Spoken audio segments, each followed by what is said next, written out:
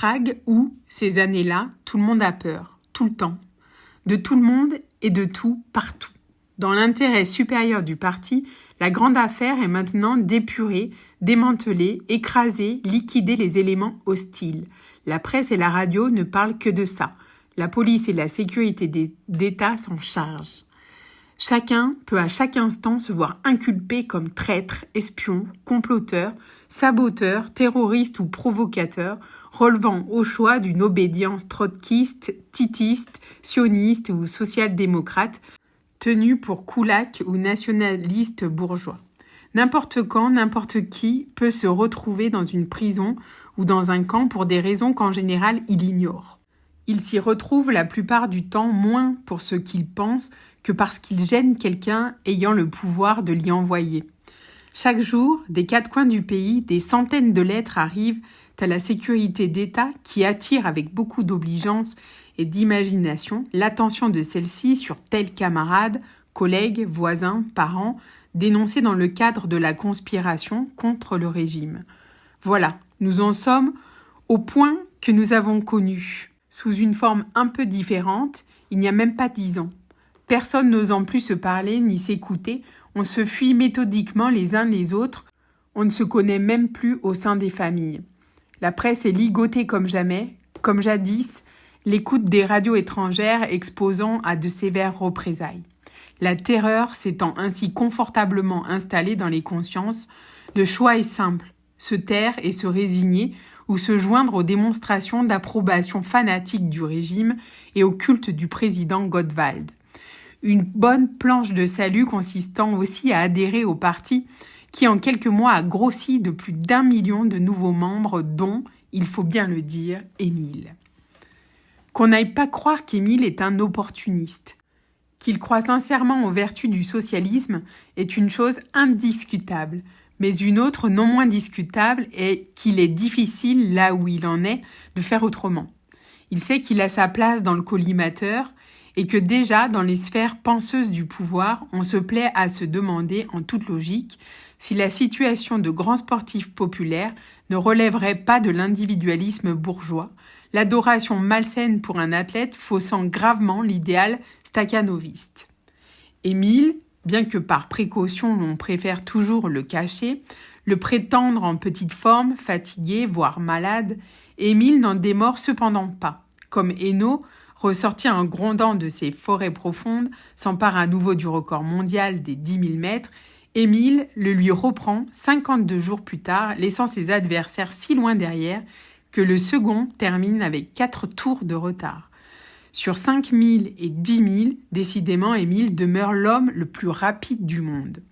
Quelques mois plus tard, en Finlande, il pulvérise encore à ce point son propre record des 10 km que le public, à la première annonce du résultat, refuse d'y croire et reste muet.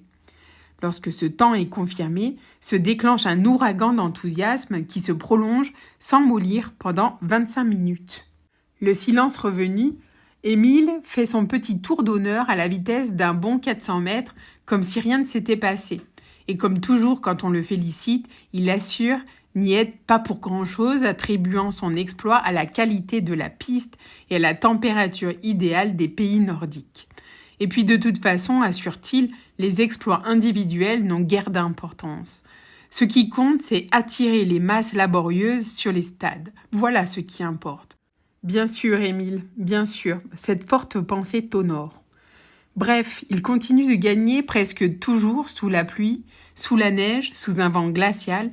Il les laisse tous derrière lui, partout, presque partout. Car dans les réunions d'Europe orientale regroupant l'URSS et les pays satellites, dans les grands rallyes communistes à Berlin-Est, Budapest, Bucarest, Varsovie, ou bien quand il part s'entraîner en Crimée, là, évidemment, pas de problème pour le laisser quitter Prague. Par contre, lorsqu'il est invité ailleurs dans le monde, réputé libre, entendez asservi au grand capital, ce qui arrive très souvent puisqu'on le demande partout, pas question. D'ailleurs, ce n'est même pas lui qui répond, qu'il refuse, c'est sa fédération. D'ailleurs, celle-ci, guerre froide aidant, ne daigne répondre que rarement. Même au cross de l'Humanité à Paris, qui présente de solides garanties sur le plan idéologique et fait venir les meilleurs athlètes du bloc socialiste, même là, on ne le laisse pas aller. C'est aussi qu'on se méfie, et on a des raisons.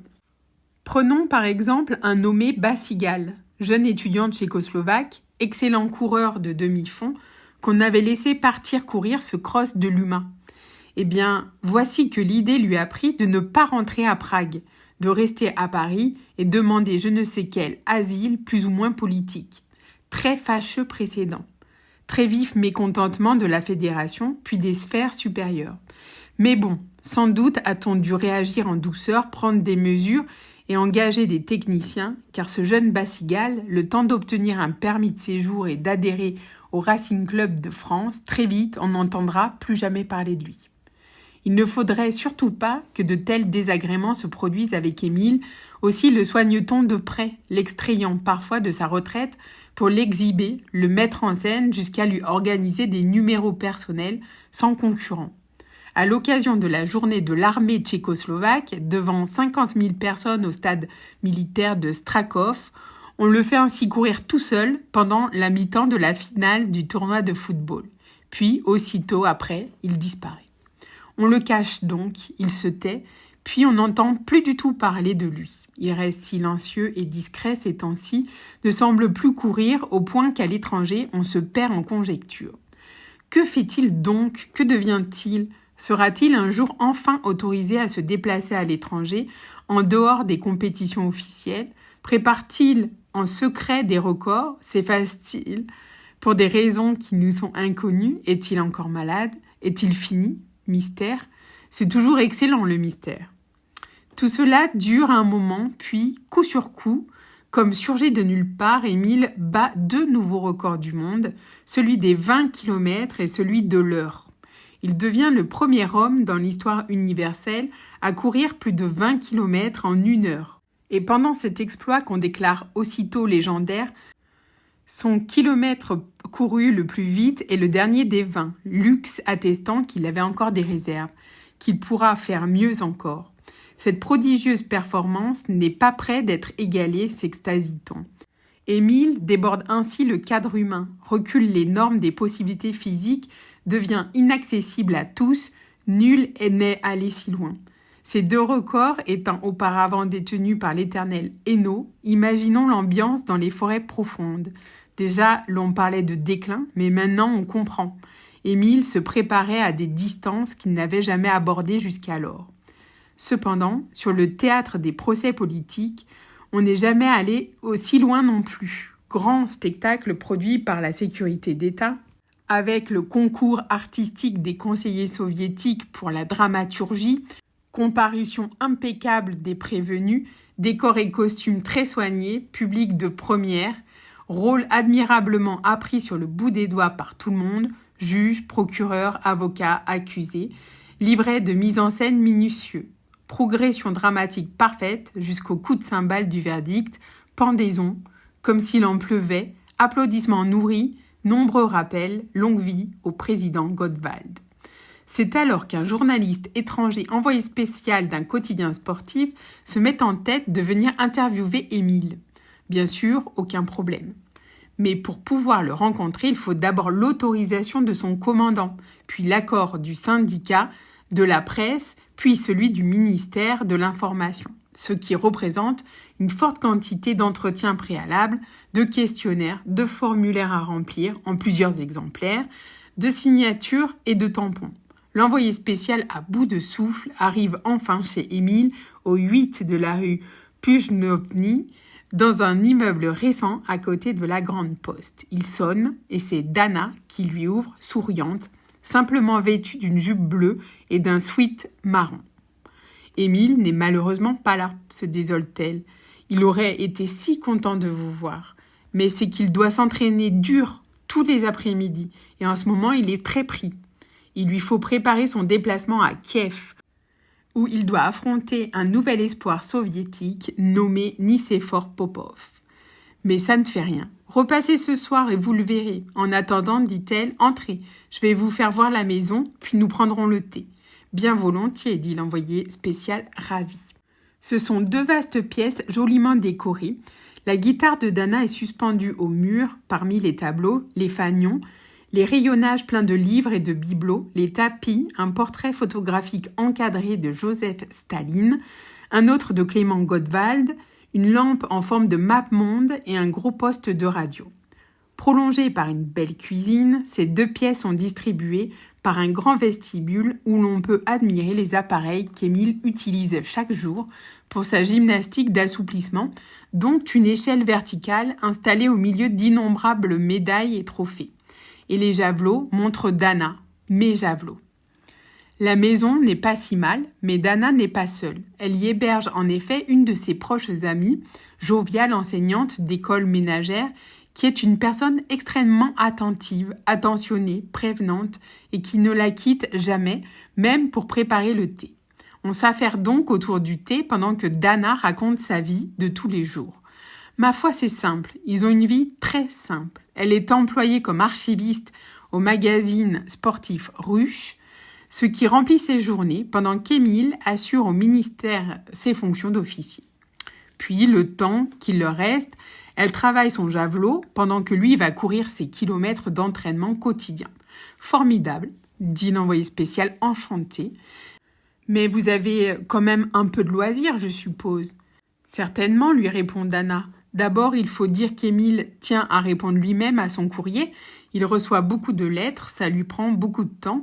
Ensuite, il y a la lecture, dit-elle en désignant les rayonnages. Oui, Émile lit beaucoup.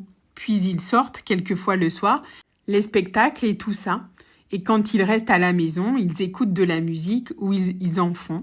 Émile possède une fort jolie voix de baryton et chante avec plaisir de vieux airs du folklore national en fin d'après-midi, cependant que Dana l'accompagne à la guitare, dit-elle, avec un geste vers son instrument. « Charmant !» dit l'envoyé spécial enthousiaste, oublieux de ce qu'il avait cru lire un jour quant aux capacités vocales d'Émile. Puis, le soir venu, tout en buvant un petit verre de vin de Moravie, Émile tient à faire lui-même la cuisine. Que voulez-vous, il adore ça. Comme on le comprend, s'exalte l'envoyé spécial qui chasse de son esprit l'instauration récente des tickets de rationnement de pain, de farine et de pommes de terre.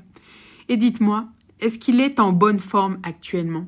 Ah, dit Dana, il vous en dira plus ce soir, mais le fait est que pour l'heure, il en est assez loin. C'est qu'il a été malade, n'est-ce pas ? Une sale angine après laquelle il a dû cesser tout entraînement. Mais enfin, il s'y remet petit à petit, c'est lui qui décide. Vous savez qu'il est son propre entraîneur. Bien sûr, enchaîne l'envoyé spécial.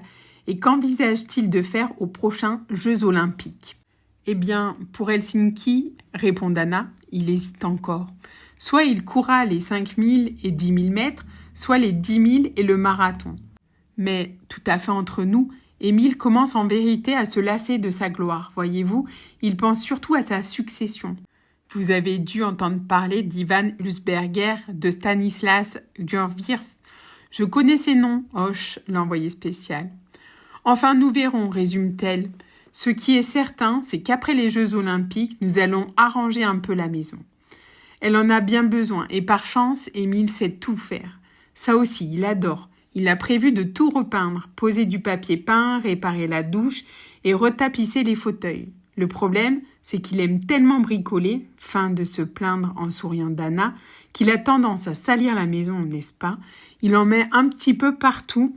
Il nous a bousillé quelques tapis, mais que voulez-vous ? Il aime ça. Ah, s'attendrit l'envoyé spécial. Mais repassez donc tout à l'heure, conclut Dana en se levant. Il vous en dira plus. Quand l'envoyé revient le soir, c'est l'enseignante joviale qui lui ouvre, cependant que Dana, derrière elle, dans l'ombre, dit qu'elles sont vraiment désolées, mais voilà, Émile dort déjà. « Je vous ai dit, il est très fatigué. »« Je comprends bien, » dit l'envoyé spécial ému. « Vous le saluerez de ma part. » Puis, après son départ, on attend un moment. Dana se retourne vers l'autre. « Alors, dit-elle, c'est allé ? J'ai bien dit ce qu'il fallait ?»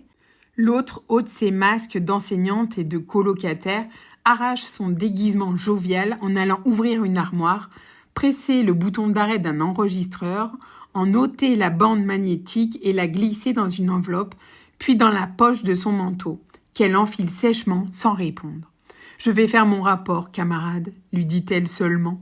Le cas échéant, tu seras informé. Elle sort, une berline Tatra-Plan T600 bleu nuit vient aussitôt se garer devant la porte. Elle monte à bord et la voiture démarre vers les bâtiments de la sécurité. Les Jeux d'Helsinki, ça commence mardi, mais Émile n'est pas très en forme. À 30 ans, il est fatigué, peut-être éprouvé par l'alternance de ses sorties de scène et de ses retours en force. Son torse est creux, ses joues concaves, ses yeux rentrés dans leurs orbites. Sa femme ne l'a jamais vu si maigre. On est dimanche et ça ne va pas. Ruisselant de sueur, mais jamais essoufflé, il revient de ses 20 km quotidiens fractionnés en longs sprints, puis il prépare son bagage. Et le lendemain, il s'envole pour la Finlande avec Dana qui l'accompagne au double titre d'athlète et d'épouse d'athlète, encadré par une poignée d'officiels massifs, géants muets à veston rouge et regard buté, qui ne le quittent jamais, surtout à l'étranger. Helsinki, temps frais, ciel bas, nappe de nuages étale, zigzag de vent, averses intermittentes. L'humidité vient de partout. Du ciel, mais aussi des lacs innombrables et des rivières, de la mer qui s'infiltre par 1000 détours dans la capitale.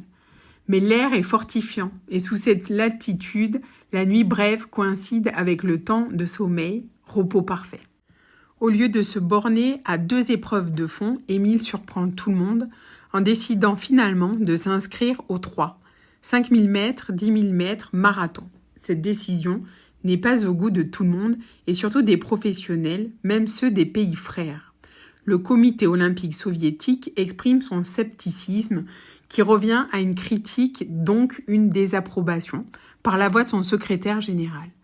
Personne, déclare-t-il, ne peut réaliser de bonnes performances sur 3 courses aussi dures à des intervalles si rapprochés, même pas l'inégalable Paavo Nurmi.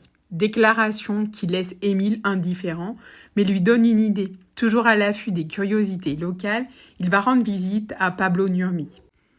Nurmi a été avant lui, voici un quart de siècle, le plus grand coureur de tous les temps. Surnommé le Finlandais volant, c'est lui qui a inventé l'entraînement au chronomètre dont il ne se séparait ni pour courir, ni pour manger, ni pour dormir.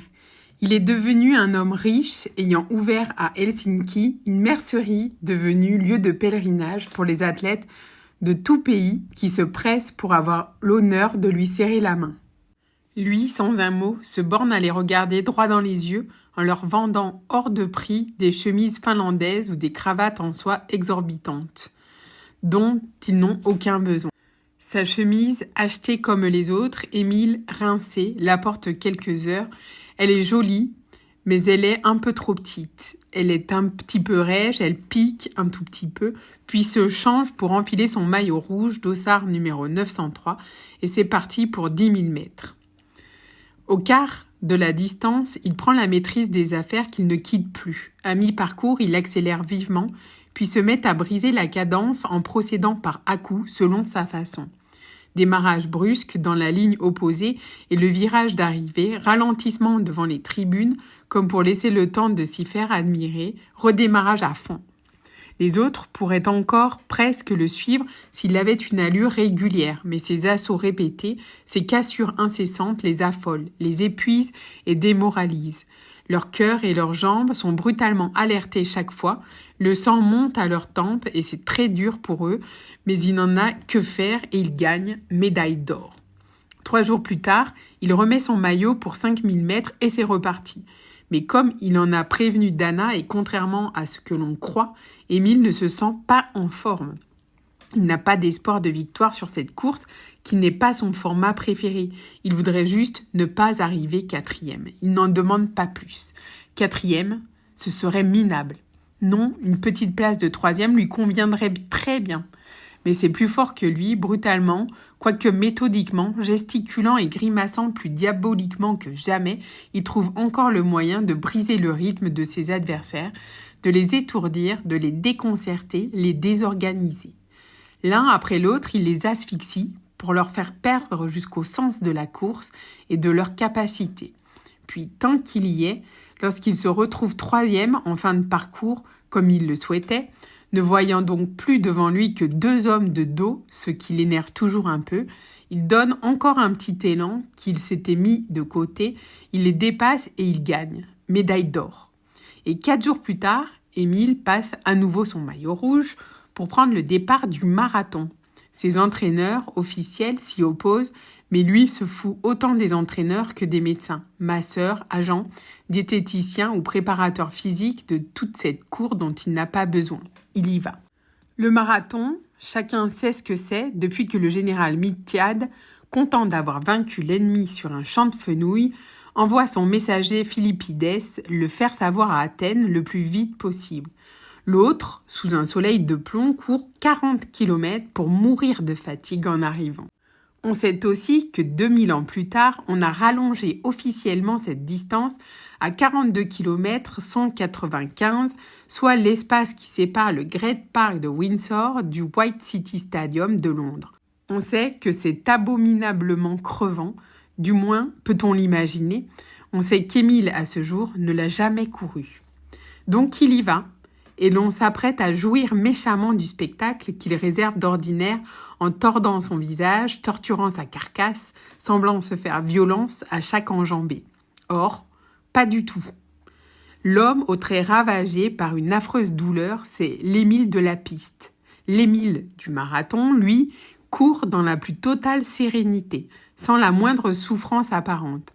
À mi-parcours, là où les concurrents écœurés font souvent demi-tour, comme un Suédois et un Anglais l'ont escorté jusque-là en tirant la langue blanche, il se tourne en souriant vers eux. « Bon, leur dit-il, c'était gentil de m'accompagner, mais là, je vous laisse, il faut que j'y aille. » Et il les abandonne et continue seul, jouissant de sa décontraction.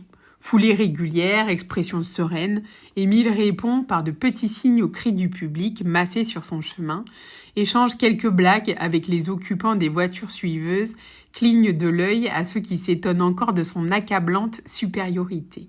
C'est la première fois qu'il sourit en courant, de toutes ses grandes dents, tout en regardant le paysage. Tout juste s'il ne signe pas des autographes au passage, s'il ne communique pas ses impressions sur l'aimable campagne finlandaise, joyeux décor de sapinières et de champs d'orge, de rocailles brunes et de bouleaux d'étangs luisants de soleil.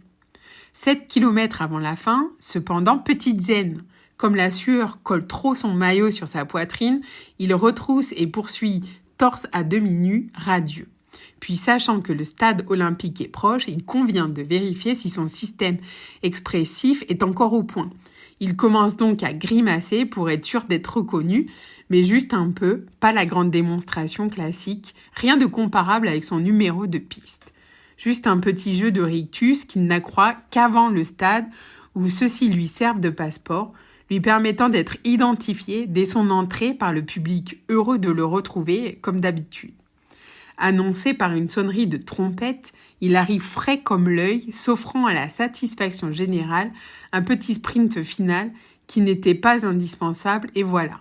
Il a tout gagné, médaille d'or. Émile, diront ses contempteurs, n'a même pas remporté le marathon. Il s'est juste livré à une de ses bonnes vieilles séances d'entraînement. Cet homme contorsionné, figure de la douleur, a transformé en promenade l'épreuve du drame de la suprême souffrance. Il s'en est joué, l'épuisement du soldat s'effondrant sur la ligne du devoir accompli, la sueur et les larmes, la civière et les infirmiers, l'angoisse et ses accessoires, tout ça pour lui, foutaise. Les contempteurs ont tort. Émile vient de connaître un martyr comme les autres, mais il n'en laisse rien voir. Il est discret, même si son sourire, en passant la ligne, est celui d'un ressuscité. Une fois cette ligne franchie, essoufflé juste ce qu'il faut, sans un regard pour les brancardiers, il déclare que non, pas trop fatigué, juste un peu mal à la tête, mais ça va passer. Par crainte de se répéter, par souci d'éviter qu'on se lasse, on a préféré ne pas décrire l'accueil des précédentes prouesses d'Émile à Helsinki. Ovations et vivats diverses, débordements d'enthousiasme, explosion de l'applaudimètre. Mais là, 3 médailles d'or raflées en 10 jours par le même type, on ne croit pas avoir déjà vu ça. 100 000 spectateurs debout ne s'étonnent pas seulement de ce qu'ils voient, mais aussi du bruit qu'ils peuvent faire en le voyant.